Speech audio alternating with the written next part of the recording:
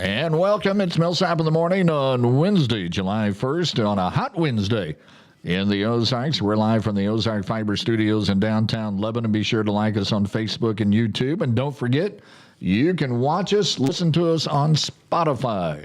And as we start Millsap in the morning, remember that here in Lebanon, we believe local matters, and that includes your internet. Ozark Fiber is a Missouri-based company bringing high-speed fiber internet to our community. That means faster speeds, reliable connections, and support from people who actually live and work right here. Experience the difference with Ozark Fiber. You can check your availability at ozarkfiber.com. Well, Taylor Howe, my favorite historian and political pundit, now joins us for this week's show. I thought we'd talk about all the things going on in the community during this July 4th weekend, and then even after that with the fair starting up. And we're going to talk a little bit about history and the founding fathers of this country and some of those things. And so we'll spend some time with that. Big activities downtown this week, starting on Friday and then Saturday out at the airport. I know you've been involved in some of the planning of that, you and your dad. Well, yeah, more my dad than myself. But we've got the event on the 3rd, the picnic downtown at the old H.D. Lee building. Going to have the Dawson Hollow concert. Going to be handing out a lot of hot dogs. So, 14,000 some hot dogs, yeah, by the way. That's right. So eat two. No, it'll be a really good time. They're going to have the bike parade. It's going to be a really good celebration. And then, of course, on the 4th, out at the airport doing the fireworks show.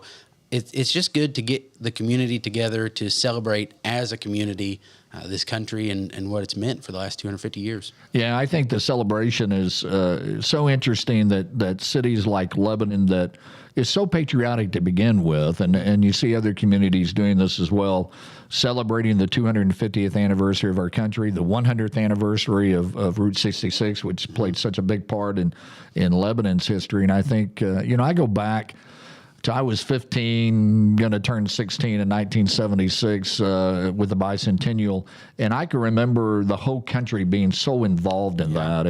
And I don't know that it's the same feel as the bicentennial, but it's a little bit of that. Yeah, there's been several articles that have been published. Someone brought this to my attention the other day that there is a little bit of a chilled mood for the 250th, specifically compared to the 200th. And I'm so sad by that because this is not it's a patriotic holiday. It's a national holiday, but it's not a political holiday. Right. This has nothing to do with who's in power. Even for the bicentennial, you had a presidential election with Jerry Ford, who had pardoned Nixon. That was a contentious time, but we still had a national celebration, like you're saying. And so I am excited to see everybody out on the 3rd and 4th. I hope everybody comes out and that we realize that, again, this is not a statement about your politics. This is a statement about your pride in this nation, how it was founded, and what it still means today. And that committee that your dad's involved in, and I don't know if you're part of the committee, but I know that if dad's involved, you're involved.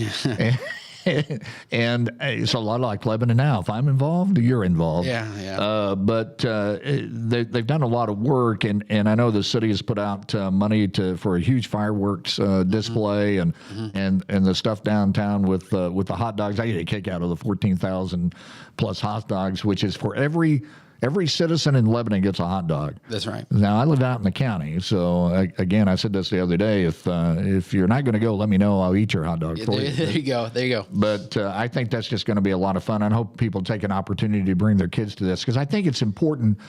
I think for young people, and I'm teenagers and younger, to feel a part of this. Absolutely. I'm excited that they're doing the reading of the Constitution and the Declaration of Independence. That is going to be a good thing, both to participate in for those who are going to participate, but again, just for your kids to come out and watch and to have as a kind of a core memory of what it means to be an American. It means coming together as a town and recognizing really the greatness of our founding documents. Right. And during the tough times throughout this country's history, those documents have been the things we've appealed back to in order to course correct and to give that to our kids, to let them be formed by that, I think is a wonderful thing.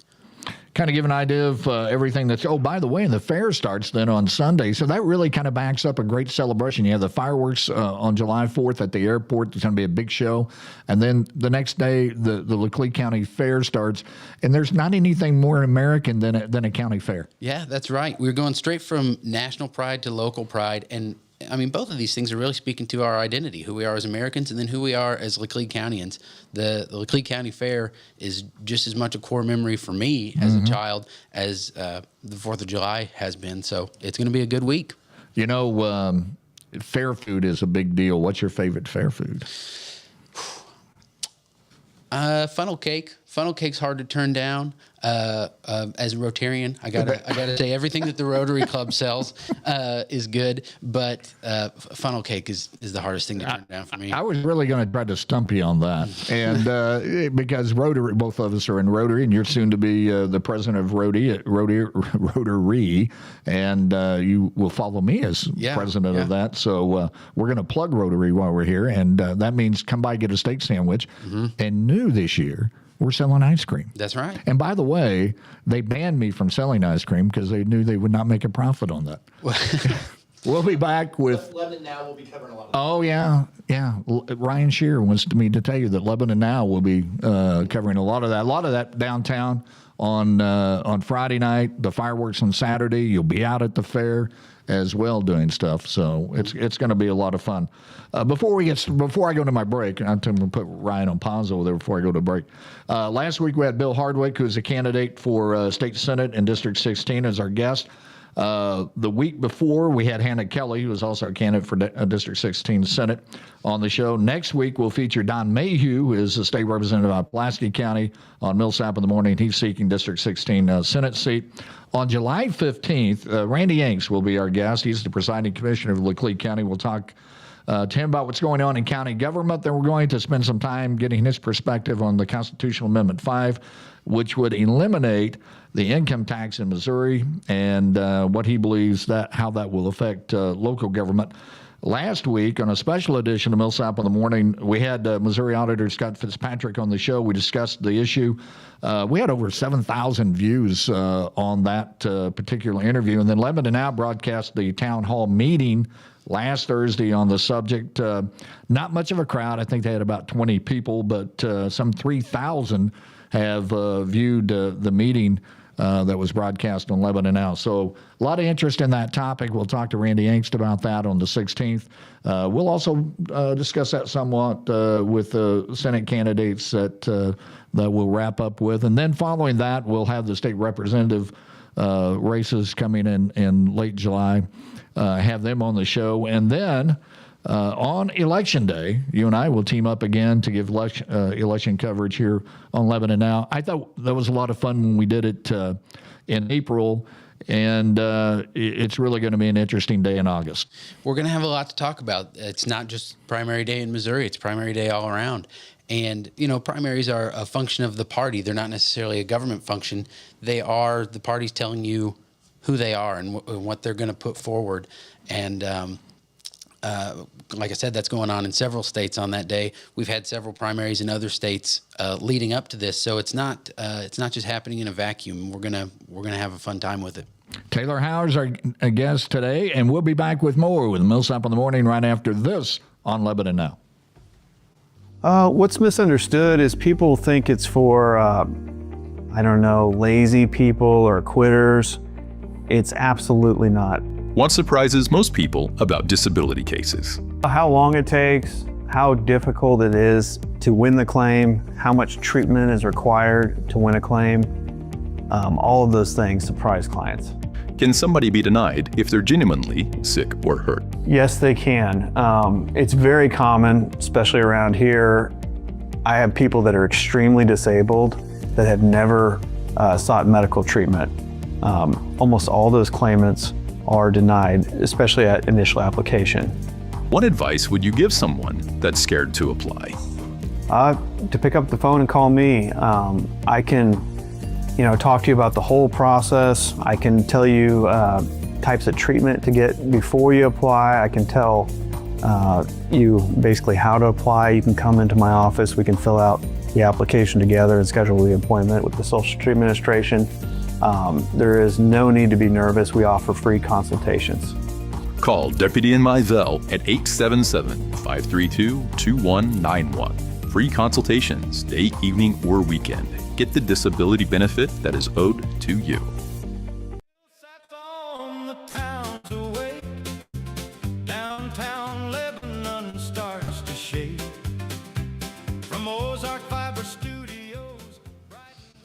Millsap in the Morning with Taylor Howe as our guest, and that theme song got you in trouble not too long ago. It did. I was just humming it in the morning, and my wife's like, "Will you please shut up? Like, get that song out of here." And it's because she starts singing it. So it's a good song. It's a good song. I told somebody that I've got to make a trip to Nashville here in a couple of weeks. I told somebody, what are you doing in Nashville? So I'm recording my greatest hit. Yeah, that's right. Millsap in the Morning there. You're invited to the Grand Ole Opry. Right, there you go. There you go. I'm a big fan of the Opry, by the way, hoping to be able to hit that. So I'm going to read just a line or two from the Declaration of Independence. And I always tell people that words matter. And I was teaching my Sunday school class, and I said that in the course of history, there are things that have changed history by what is said. Obviously, a big one for those of us that are Christians is at the tomb when the angel says, "He has risen." That changed the course of history. The statement, "He has risen." But this statement in the Declaration of Independence, which I think is in the second paragraph, "We hold these truths to be self-evident, that all men are created equal, that we are endowed by their Creator with a certain inalienable rights, that among these are life, liberty, and the pursuit of happiness." Written by 33-year-old Thomas Jefferson.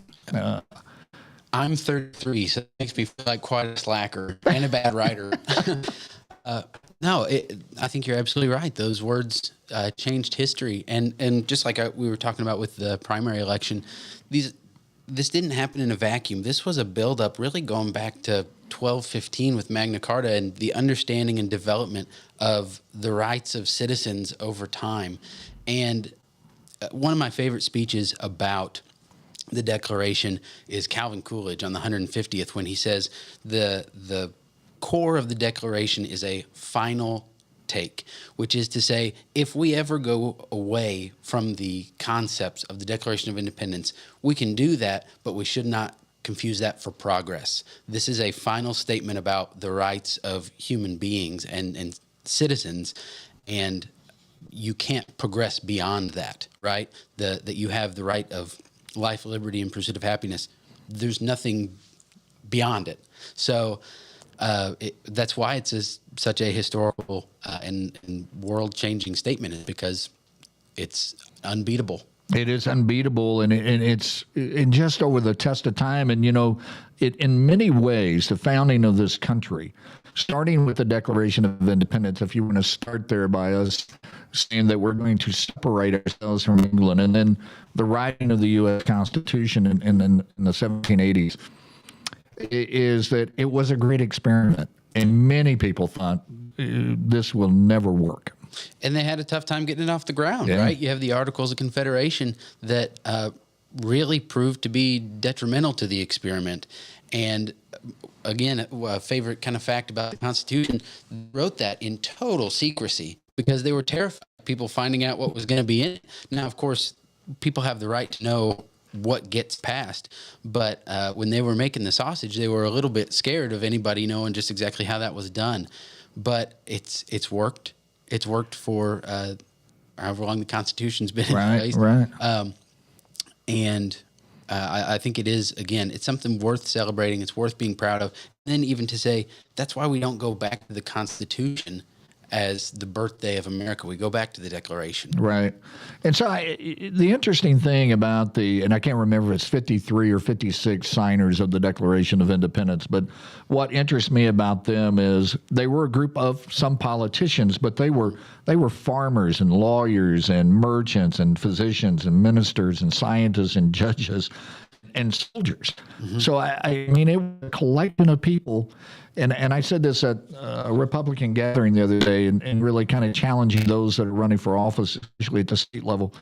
They're so much like us. If you look at the people running in our local races, they're very much like them. Yeah, and I think people get a concept in their mind that if you celebrate, then you have to ignore the bad. Honestly, some of the best stuff about the founding era is the whopper ideas that they realized were bad, but it came from someone who came up with these other three fantastic ideas. They were regular people who had some good ideas, some bad ideas, and again, the amazing thing is they adopted most of the good stuff and threw out a lot of the bad stuff. Yeah.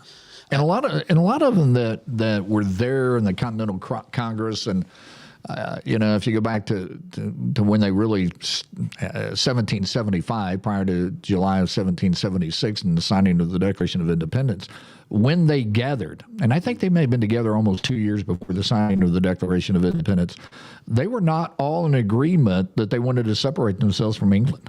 No, they saw themselves as British subjects. And there was a big question as to what that meant. I think that the Declaration is a continuation of the British understanding of human rights. And I think that the Declaration is really a very British in tone, or English specifically, document, in that, again, over time, as the subjects of England had their rights being attacked, they responded with documents. They responded with Magna Carta, with the Bill of Rights, the English Bill of Rights. At one point during the Civil War, they lobbed off the head of the king. That it wasn't an un-English thing or an un-British thing to say, hey, hold on a minute. It was actually a very English thing, and it was total keeping with the understanding that they had as Englishmen as what their rights were. And it's interesting. William Penn in Parliament in England, and this kind of gets off the subject a little bit, but he was big on what we call our Fourth Amendment rights of search and seizure. In fact, he makes a declaration that no matter how humble his home is, and I can't quote it directly, but it was basically the King of England may not enter. That's right. And that's an ancient code from that part of the world that the founders codified, but it was an understanding that was very, very old. That a man's home in his castle is an English idea that is very old, and I'm glad to be part of a civilization that continues to hold to it. So I find it interesting, too, that we're on the cusp of this primary election in August. One of the issues that is really driving a lot of comments online and viewership for this show when we talk about Amendment 5 and the to phase out income tax. All of this beginning of our country really started about 10 years prior to 1776, and the tax stamp that was implemented by England to really help before war.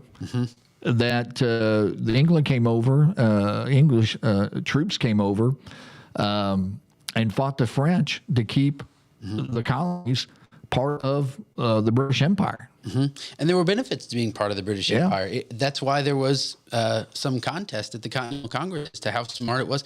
I mean, it's a little bit like Brexit with the European Union, right? There were some benefits to being part of the European Union. It's just that Britain voted that they weren't worth it. But you also had the king. This is what the Declaration really talks about, is they didn't have as much problem with the king as they did with the king dissolving their legislatures, right? And then being run by Parliament. And they totally rejected the idea that Parliament had any rule over them whatsoever, because they had their own colonial government set up. And when the king dissolved those, that's where you have a problem. And I think we talked about it a little bit today.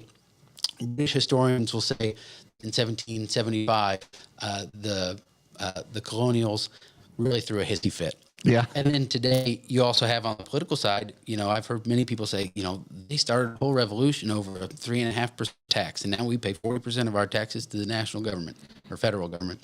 And I think that there's some truth in that, and there's some arguments in that. But really, what they were upset about was we don't have the right to rule ourselves, and that's a problem, Bob.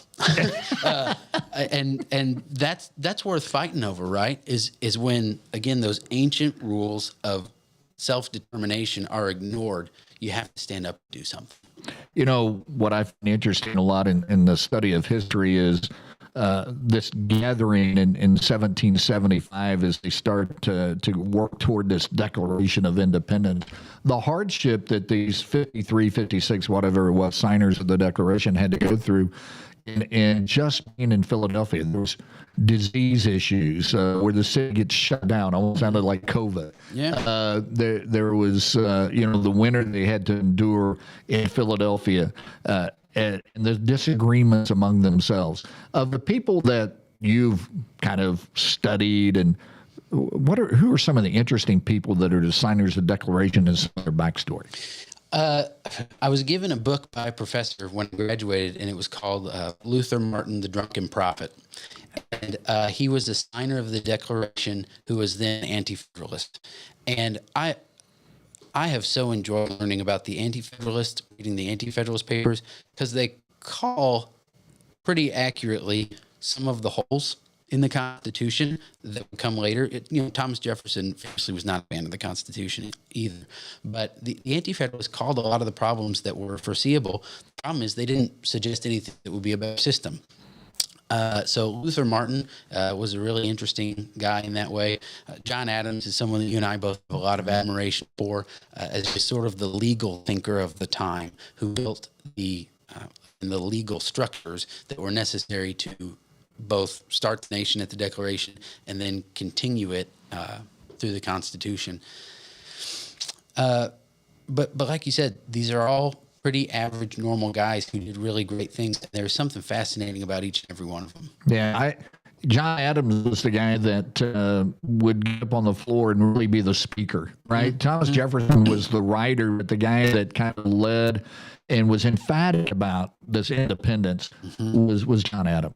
Yeah, absolutely. And even the wisdom of Adams, like we've talked about before, to say, Thomas Jefferson needs to write this, right? I've provided some good thoughts, but Tom's the guy. There's wisdom in standing up and taking the role that you're supposed to take, and there's wisdom in handing it off to someone who you know is going to do better, especially when you're trying to build something that is as experimental as what they were trying to do, and as hopefully long-lasting. Fascinating people that gave us what the freedoms that we have. We'll talk more about them when we come back with more Millsap in the Morning. I'm Jeremy Goforth. And I'm Holly Goforth, and we're with Legacy Homes. So this house sits in Legacy Trails. This is a 68-acre subdivision that sits right next to Ashley Park. Approximately 127 lots that we will be building on. What's unique about this subdivision is that we're connecting Ashley Park's trails into our subdivision that will go through our subdivision and connect back to the park. The Legacy Trails, we have all kinds of homes. The minimum is 1,500 square foot, high efficiency, new construction homes. If you're interested in this house or any other home in Legacy Trails, we have 10 house plans available. Contact Legacy Homes at 417-718-1962 or 417-718-2051. And don't forget to look us up on Facebook. Hey, Scott's Event Rentals. Scott's Event Rentals. Scott's Event Rentals. Scott's Event Rentals. Scott's Event Rentals. Scott's Event Rentals. Millsap in the morning. Millsap's on. We're back with Taylor Howe this week of July 4th and talking about our 250th anniversary and talking about the people that signed the Declaration of Independence and other notable things in our history. And, I go back to this part of the Declaration of Independence that says, among these, life, liberty, and the pursuit of happiness, those things that we're allowed to do in this country and pursue. And it is interesting to note in the fact that there was disagreements about actually separating from England, but within the context of life, liberty, and the pursuit of happiness. There was a big discussion about slavery in 1776, and we would not settle that for almost another 100 years. Yeah, and that's the original sin of America, right? Is that it was not dealt with immediately, is that it was compromised on in order to ensure that the Union stayed together. But again, just as it's the original sin, it is also to the credit of the nation that it was willing to go to war to end it. I mean, yeah. Yeah, and so and some people say that actually the beginning of this country is the ending of the Civil War. And that if you really look at it from a historical context, that we put in place then what really the framers of the Constitution wanted. Right, and you even go back to Lincoln at Gettysburg, right? What does he say? The nation under God shall have a new birth of freedom. And I think that Lincoln would say exactly what you said, which is that is the true beginning of a unique nation, and it's the America that we have today. I want to go back to the signers of the Declaration of Independence, because I think it gets lost in history that those that signed that were basically signing the note that we are traitors. Mm-hmm. And what an unbelievable risk they took. Many of them lost their property over this. Mm-hmm. Some were jailed over this. There was one signer of the Declaration, his wife was jailed for this. What a huge risk that normal people took for what we've been given. Yeah, and for what we might call abstract beliefs about the rights of man, right? Like, if I got into a fight with somebody, it would be over something pretty concrete, right? Like, you kicked my dog or you yelled at my kid and my kid wasn't doing anything wrong. It wouldn't, I'm not trying to sound like it's unreasonable at all, but these abstract views about the rights of other people and themselves is a glorious thing. Yeah. And the courage that they displayed to, again, go to war over it is worth celebrating. I'll just say that as many times as I can. It's worth celebrating. And we forget that the first shots of battle at Lexington and then Concord just a few days after that were actually taken prior to us having a military. These were little militias that were regional, mm-hmm. and we start a war without even having a military. And that's part of the contention too, right? This is Massachusetts' fight. This isn't the fight of Virginians. This isn't the fight of South Carolinians. This is a problem that the Massachusetts boys have, and why should we jump in and help them? And again, I'm grateful that they came to the conclusion that they should, and that the colonies should stick together in that way. But just such a unique time, and I think it makes it all the more courageous that they did do these things, because they had the opportunity to say, you can separate, that's fine, right? Europe is cut up all over with different nation states, and the United States geographically could have been that. Mm-hmm. But we decided not to go that route, and I think it's paid off. It has paid out. And you know, we often talk about, when you study history, especially in the Civil War, about brother against brother, father against son, and those that chose to fight for the North or the South. But that was even the issue with in 1776. And in particular, I'll use this to note that Benjamin Franklin, who spent 20 years over in England as basically the ambassador, and then as things started to excel in the what would have been America, not the United States at the time, he gets basically kicked out of England and sent back home. He becomes a delegate. But his son was the governor of New Jersey, I believe it was, who was a loyalist, who would not join his dad in this. Mm-hmm. And that goes back to it being, again, over the kind of these philosophical ideas and these abstract things. This took not just a great deal of courage, but a great deal of thought and wisdom to be able to parse out, well, the king is not actually respecting our rights, and not just our rights as people, but our rights as his subjects, to where you could have someone like Benjamin Franklin and his son, who presumably was also an intelligent person, coming to heads over this. And there's just not enough that you can say about the wisdom, the courage, and again, I'll use the term, the glory of this group of people, this group of men. Tomorrow you are speaking at Rotary, and you're always such an interesting person to listen to about historical stuff. So those that are in Rotary and you're going to attend tomorrow's meeting, you can tune out so you don't. But give me a preview of some of the stuff you're going to talk about. They may tune out whenever I speak in Rotary. They will too. not. I'm going to talk about the distance between the threads on screws and what that means as far as their usefulness. Now, are you really? No. Okay. Because then I was not coming. Yeah, the program drives attendance. That's what they tell us. No, I'm going to talk a little bit about kind of how I started, which is just the history of the understanding of the rights of subjects and how the Declaration is the final point of a long battle of thought and of people, of the English. And then again, I'll kind of close with talking a little bit about the Civil War and the appeal back to the Declaration, because again, it is the final statement on human rights. So that's a brief summary, but you're going to get some English history, and you're going to get some Civil War history and how that all pertains to the Declaration and this celebration that we're having.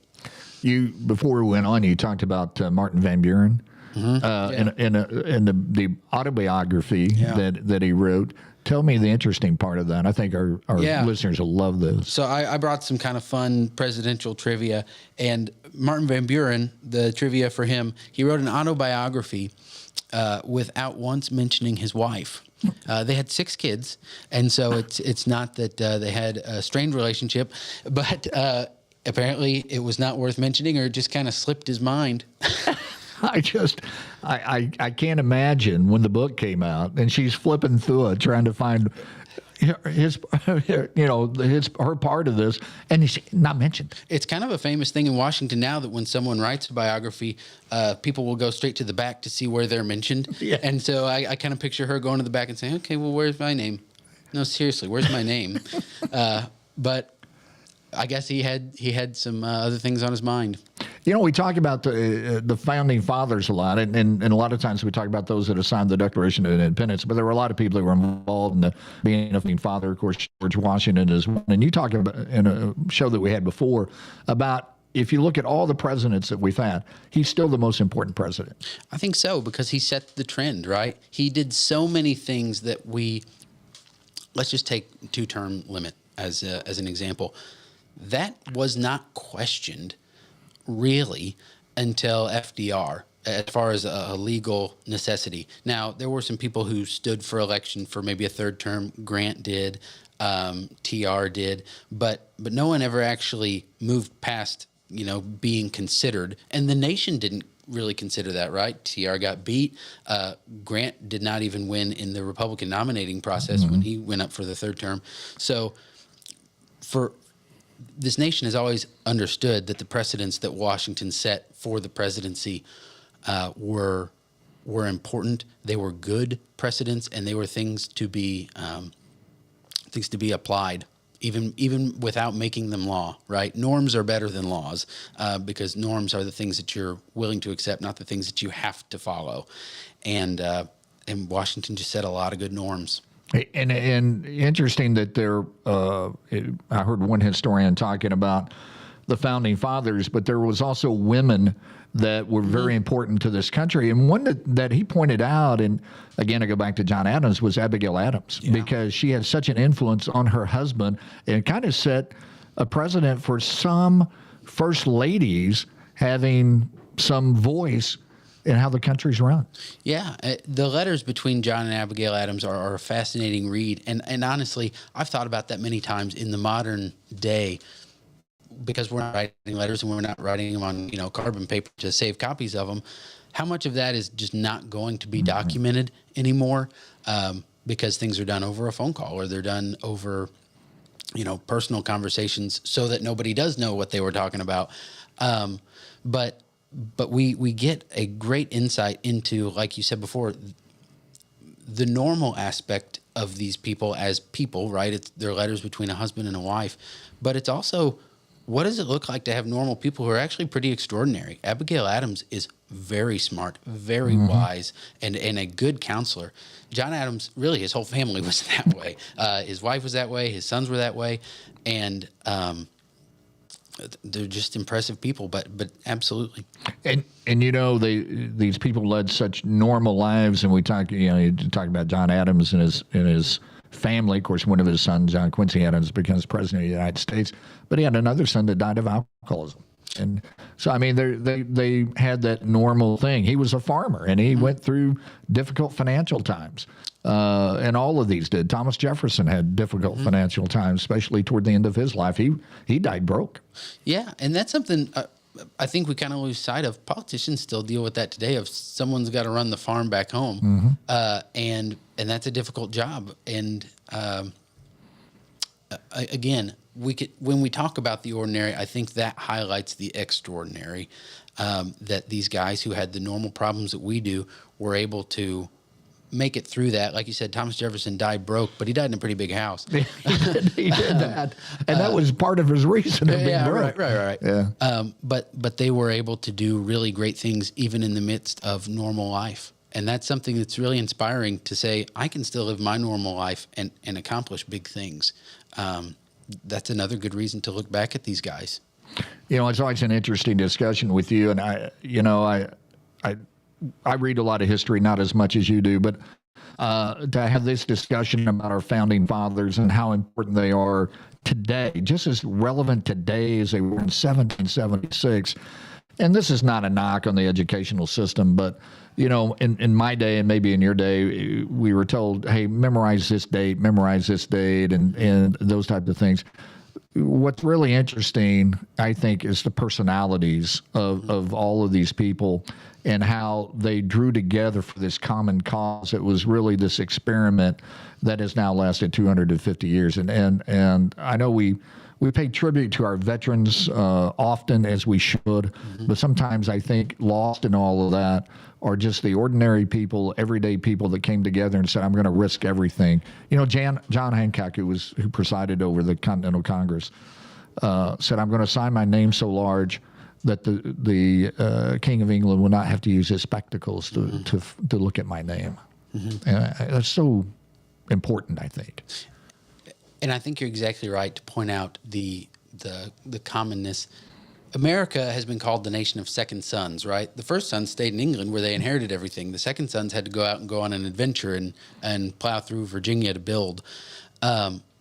So we are such a unique nation, and we are a nation who, in some ways the Declaration is not even surprising, because this is the group of people you should have expected to say, we'll handle this. We don't, as nice as it may be to be part of the empire for this, that, and the other, we can take care of ourselves.